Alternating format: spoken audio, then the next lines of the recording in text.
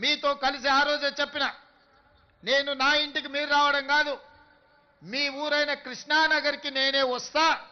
ఎక్కడెక్కడి సుదూర ప్రాంతాల నుంచి వచ్చే వాళ్లకు ఒక అమ్మలాగా ఈ కృష్ణానగర్ ప్రాంతం మిమ్మల్ని హక్కున చేర్చుకుంటుంది. ఇక్కడ నుంచి ఎదిగినోళ్ళు ఎంతోమంది ఉన్నారు. ఇక్కడ ఆరోగ్యం దెబ్బతిని ప్రాణాలు కోల్పోయిన వాళ్ళు ఈ కృష్ణానగర్కు ఉన్నది. ప్రతి ఒక్కరికి ఒక కన్నీటి చరిత్ర ఉన్నది. అందుకే ఈ కష్టాలను వీలైనంత మేరకు 100% తీరుస్తా అని నేను చెప్పను. ఎందుకంటే నేనేం దేవుడిని కాదు, మానవుడినే. తప్పకుండా ప్రభుత్వం చేయగలిగిన పనులు తప్పకుండా చేసే బాధ్యత నేను తీసుకుంటా. అదేవిధంగా వేదిక మీద ఉన్న మిత్రులకు, మీ సంఘ నాయకులకు సూచన చేస్తున్నా, కార్మికుల కోసం ఒక వెల్ఫేర్ ఫండ్, ఒక వెల్ఫేర్ కోసం ఒక వ్యవస్థను ఏర్పాటు చేసుకోండి. దానికి రాష్ట్ర ప్రభుత్వం నుంచి అప్ ఫ్రంట్గా 10 కోట్ల రూపాయలు ఆ వెల్ఫేర్ ఫండ్ కింద నేను డిపాజిట్ చేస్తా. కష్టాలలో ఉండి కష్టాలలో మరణించే కార్మికులను ఆదుకోవడానికి ఆ నిధిని ఉపయోగించండి. ఇదే కాదు, ఈనాడు మీ శ్రమతో ఏర్పడే పెద్ద పెద్ద సినిమాలు, పెద్ద పెద్ద సినిమా నిర్మాతలు, హీరోలు వాళ్ళ సినిమాల టికెట్ల ధరలు పెంచడానికి నా దగ్గరకు వస్తుంటారు. నేను నిర్మాతలకు చెప్పిన, మరి పెంచిన దాంట్లో కొంతైనా కార్మికులకు వాటా ఉండాలి కదా అని. రాష్ట్ర ప్రభుత్వం సినిమా టికెట్ల ధరలు పెంచితే హీరోలకు ఆదాయం వస్తుంది, నిర్మాతలకు ఆదాయం వస్తుంది, కార్మికులకు మాత్రం ఒక్క రూపాయి కూడా అదనంగా రావడం లేదు. అందుకే ఈ వేదిక మీద నుంచి మీకు మాట ఇస్తున్నా, ఆ ఆదాయంలో 20% కార్మికులకు ఇస్తేనే రాష్ట్ర ప్రభుత్వం జీవో ఇస్తుంది. మీ శ్రమతో సంపాదించే ప్రతి రూపాయిలో మీకు వాటా ఉండాలి, మీకు భాగస్వామ్యం ఉండాలి.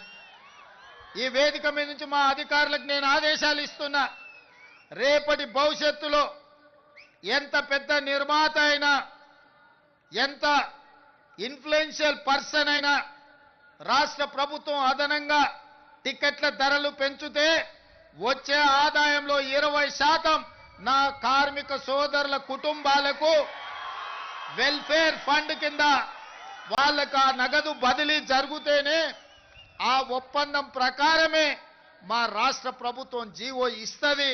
ఈ నిబంధనలు నేను సవరిస్తానని చెప్పి ఈ సందర్భంగా కార్మిక సోదరులకు నేను మాట ఇస్తున్నా.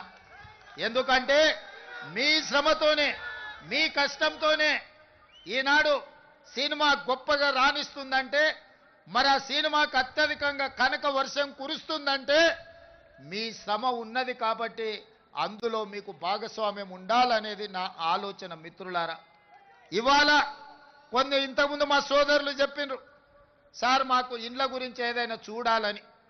తప్పకుండా ఈ కార్మికుల కోసం ఏం అవకాశాలు ఉన్నాయో నేను ఇంకా పరిశీలించలేదు.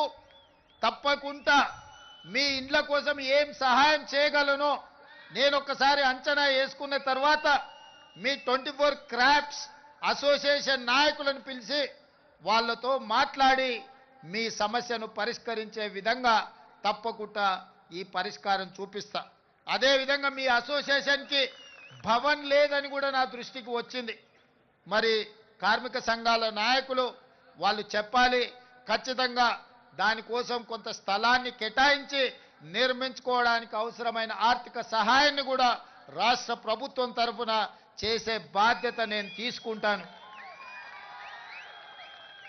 అదేవిధంగా ఫైటర్స్కి, సినీ కార్మికుల యొక్క ప్రాక్టీస్కి కొంత స్థలం కేటాయిస్తే బాగుంటుంది అని ఇంకొంతమంది చెప్పారు.